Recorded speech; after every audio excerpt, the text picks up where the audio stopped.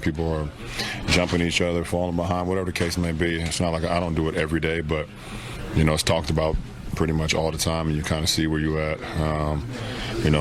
For us, obviously, our mission is to lock in a playoff spot and not have to play in the play-in, so we understand what's at stake. What was the read off of their inbounds play where Şengün caught the ball? I think Austin was on his back. What did you see in terms of... I just read tendencies. I know tendencies a lot of what players like to do, and that was just a read, and AR, did a great job of not just giving him a straight line to the basket. I just tried to cover for my teammate. I think the last time we asked about this, you said, you weren't trying to worry or look too far ahead, but 6 games back from the groin injury. I guess progress-wise, where are you at in terms of physically and your rhythm and to where you want to be before? I'm getting better every day. Every game I'm starting to feel a little bit better, after the injury. My wind is getting back a little bit better, besides coming off that last road trip and being under the weather once again. But I'm getting back. LeBron, the fact that you all have gone through some close games, both with wins and losses lately, what do you think that can do to prepare the group for the playoffs? Just stand even keel. Don't get too high, don't get too low, no matter what's going on throughout the course of the ball game. And win, lose, or draw, if you go out and you have your game plan intact, you try to execute that to 48 minutes, then give yourself a good chance to win every night. Over the last 22 years, you've seen it all from fans, but there's one new trend going on, all those LeBron songs. I'm just curious if you've seen them. Yeah, it's almost impossible, but my youngest son, Bryce, actually showed me one. I think it was yesterday. Yeah, it was yesterday. And we got a good laugh out of it, but it's quite a few out there, for sure. Was it the choir? No, it wasn't the Baylor choir. I seen that one. I saw that one. It was, I don't know which one in particular it was, but my son and they all on TikTok. I'm not on TikTok, so they showed me. Bron, your podcast, Mind the Game, is coming back tomorrow. New co-host, obviously, Steve Nash. What made you decide it was important to bring it back, and why Steve? Just about the essence of the game. I want to continue to push the narrative of why we all fall in love with the game and the intricate parts of the game, and what made us, believe and fall in love with all the great things that this game has brought to all of us. So, I had a great mind, a partner last year.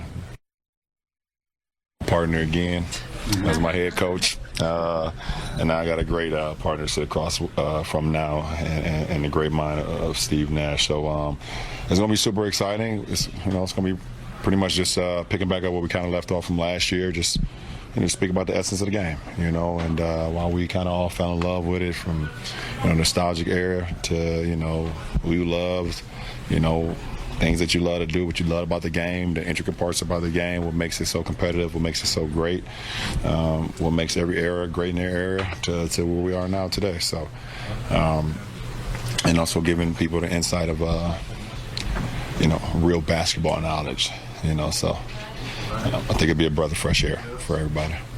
Thanks, LJ. Appreciate it. Good. Then Luka with the one extra pass to Gabe, who was hot tonight, 6-13 from behind the arc. New suit? Okay. 20 points and 9 assists for Luka. He's speaking with Mike in the media. Hey, Luka, first of all, it looked like you fell a couple times on that elbow. How's that feeling? Terrible. Terrible. Yeah, but we're fine in 2 days. Okay. JJ mentioned clearly, Houston was kind of selling out to prevent the lob to Jackson, certain things with you getting downhill, or LeBron and Austin. Did you feel like the patience to get the ball to Dorian, get the ball to Gabe, kind of to your shooters, is that just how you have to play in that situation? Yeah, definitely. Just do what the difference give you. They got to give you something at some point. So once we saw they're doing that, we were just telling those guys to shoot. And I know you have the confidence from Dorian, going back for years now. Okay, well, fair enough. Your banter aside, with that level, and then how do you feel also just with Gabe and your other teammates now, and how comfortable are you with the rest of the roster as well? Great, very comfortable. As you saw today we fought really hard. It was a very physical game, and we got to play like this every game. If we play like this on the defensive end, on offense, we didn't do much outside Gabe and Dodo, but we share the ball. We're playing forward with pace, and we just got to play like that. you like giving Dorian a hard time. You guys go back a ways as teammates, but what's it like trying to get him to shoot as many times as he did tonight? Do you have to encourage him some? And JJ was telling us that the looks he's getting are probably as good as the look you're going to get on the team. Do you have to kind of keep reminding him that please keep shooting? No, I just told him today, if you don't want to shoot it, I'll shoot it. Honestly, you can ask him. I think he could have shot more. Even he was 3 or 4 times he was open, he didn't want to shoot it. So that's the only thing I told him. And he knows how I tell him.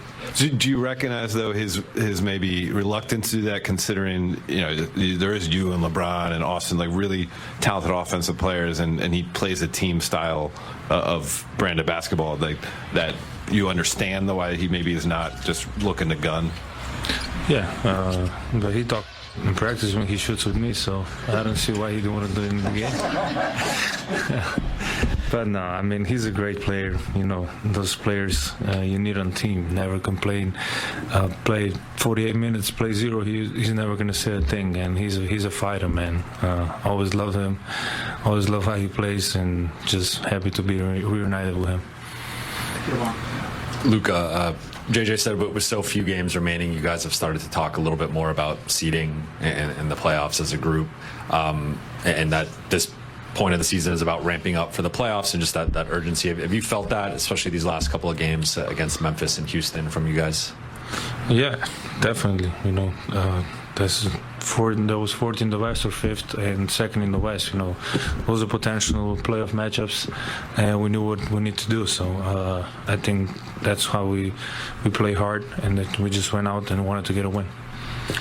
Luka, on that note, what do you think it can mean with the group having to go through different ups and downs with close games as of late? What it could mean to you guys for the playoffs with getting ready for that? What do you mean ups and downs? Well, just having some close games, Indiana, Chicago tonight. Oh, yeah. I mean, there's so many games. There's always going to be some close games. But, one we closed and one we didn't. So sometimes, they make a half-court shot. There's not a lot you can do. But, those games that you lose like that build you up. And that helps the team, I think.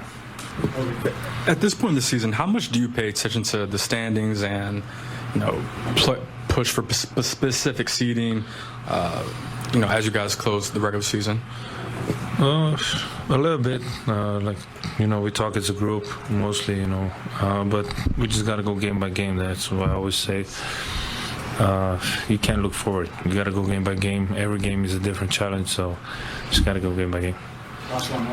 Hey, Luka, we see you cracking jokes, and the chemistry is definitely there on the court. Over the last couple of weeks / month and a half, how has your guys' chemistry grown off the court, especially over all these last couple of road trips? Well, we didn't do even dinner yet. We had so many games, so we didn't have time for that. But, off the court is great. Everybody,